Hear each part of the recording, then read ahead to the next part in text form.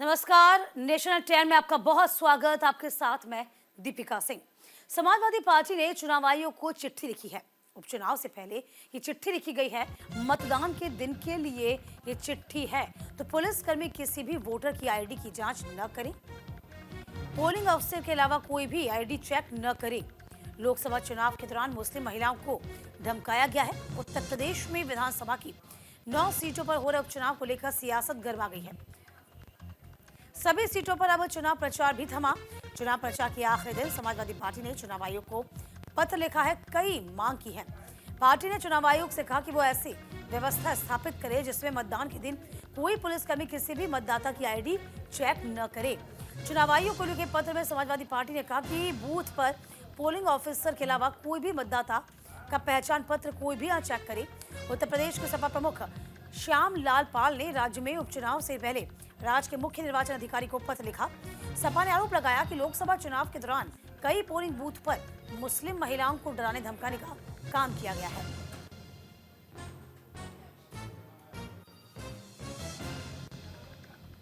तो polling officer के अलावा कोई भी आईडी कार्ड को चेक न करे। समाजवादी पार्टी ने चुनाव आयोग को बाकायदा खत लिखा।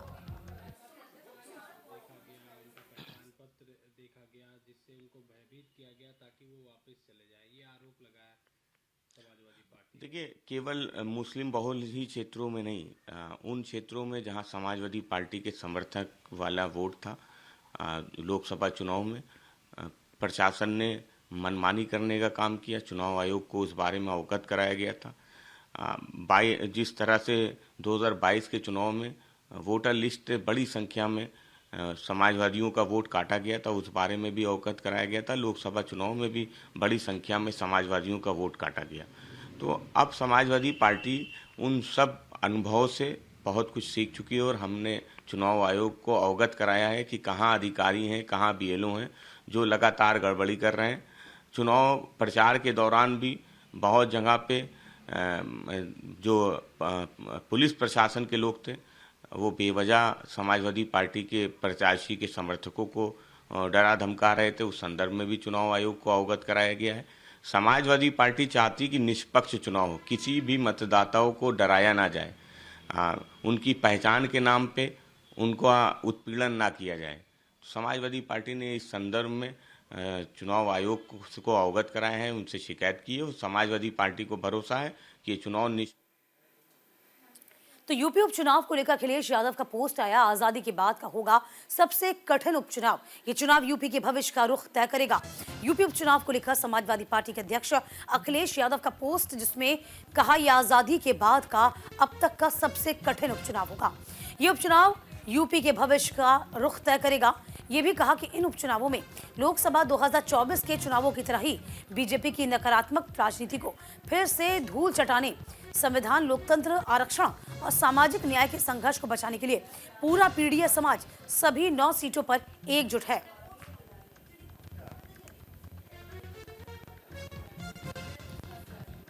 देखिए, फिलहाल आपको बता दें पोस्ट जो एक्स पर साझा किया गया है।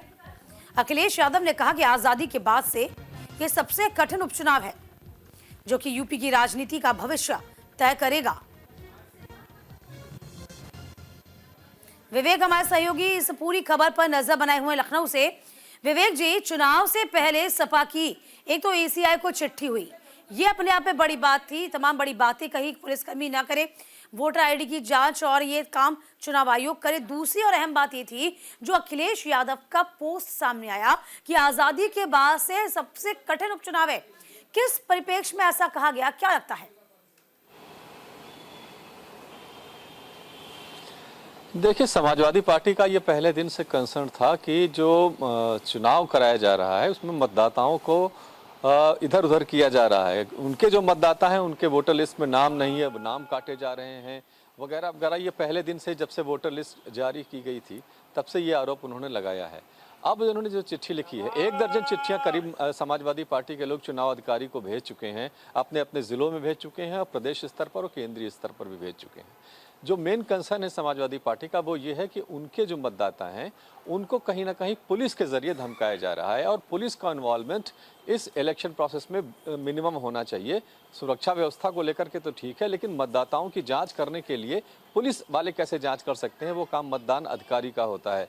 ये उनका कंसर्न है और इसी बात को लेकर के चिट्ठी लिखी है, जिसमें यह हवाला दिया गया है कि 2024 के लोकसभा चुनाव में मुस्लिम मतदाताओं को, मुस्लिम महिला मतदाताओं को खासतौर पर पुलिस वाले नकाब उठा करके चेक कर रहे थे। इस बात की शिकायत आई थी, कुछ वीडियोस भी वायरल हुए थे। वो काम ना हो, मतदान अधिकारी है वो उनकी आईडी चेक करे और ये देखे कि वो जेन्युइन मतदाता हैं या नहीं है।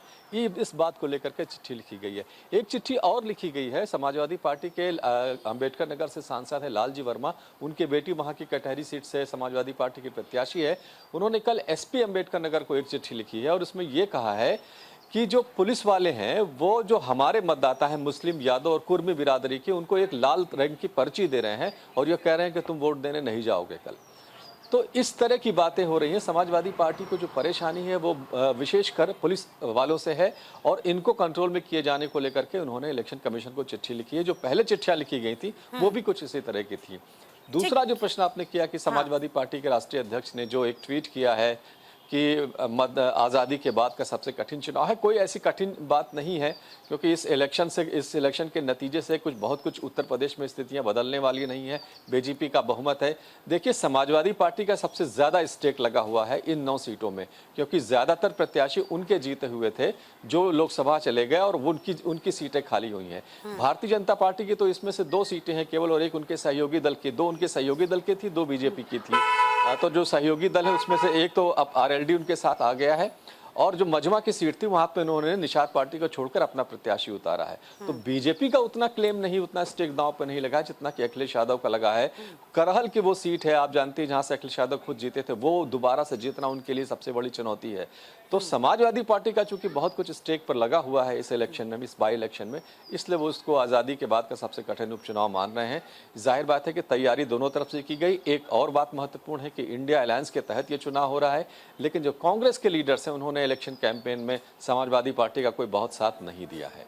तो अकेले दम पर समाजवादी पार्टी से इलेक्शन को लड़ रही है। चाहती भी समाजवादी पार्टी यही थी विवेक जी कि अकेले दम पर चुनाव लड़ा जाए और अकेले दम पर ही परचम लहराया जाए, जो कि कांग्रेस के साथ उसकी सहमति नहीं बन पाई। हम ये देख पाते हैं कि यदि हम लोकसभा चुनाव पर नजर डालें, जो प्रदर्शन समाजवादी पार्टी का रहा वो काबिल तारीफ रहा और यही एक बड़ी वजह है कि जो बूस्ट है, जो कह सकते हैं कॉन्फिडेंस का लेवल है, अखिलेश यादव का बना हुआ है। और वो चाहते हैं कि ये कॉन्फिडेंस है और ये आगे उपचुनाव में तो सही, इसके बाद जो विधानसभा चुनाव 27 में होने वाले हैं, ये सिनेरियो वैसा ही बना रहे, वो बूस्ट, वो तमाम चीजें वही रहे। इसलिए थोड़ा चिंतित भी हैं अखिलेश यादव।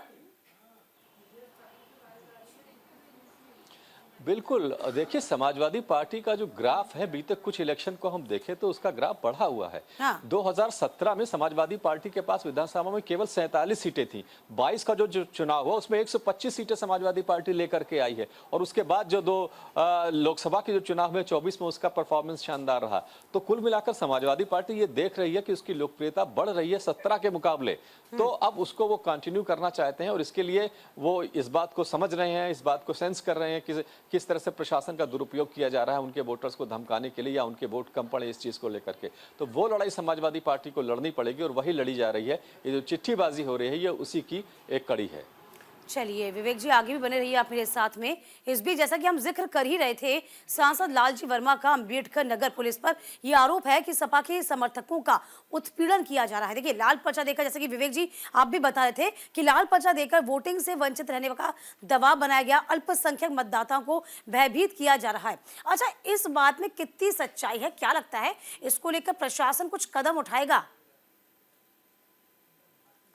विवेक जी?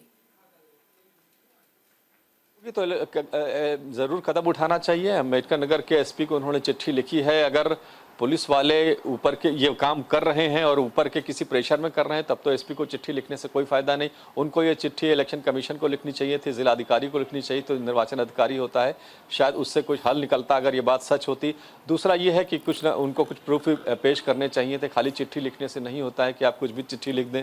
अगर आपके पास कोई वीडियो है या कोई ऐसी शिकायत है ग्राउंड लेवल पर तो उसका भी जिक्र भी किया जाना चाहिए था। तो एक तरह से पेशबंदी भी की जा रही है कहीं ना कहीं समाजवादी पार्टी के नेताओं की तरफ से से, ताकि पुलिस का जो इन्वॉल्वमेंट है वो कम से कम हो जाए, पुलिस थोड़ी सी डर जाए, सहम जाए कि भाई इसमें ज़्यादा पड़ने वाला नहीं है तो उनके वोटर्स ज़्यादा वोट कर सकते हैं, या जो कुछ जैसा भी उन्हें लगता हो।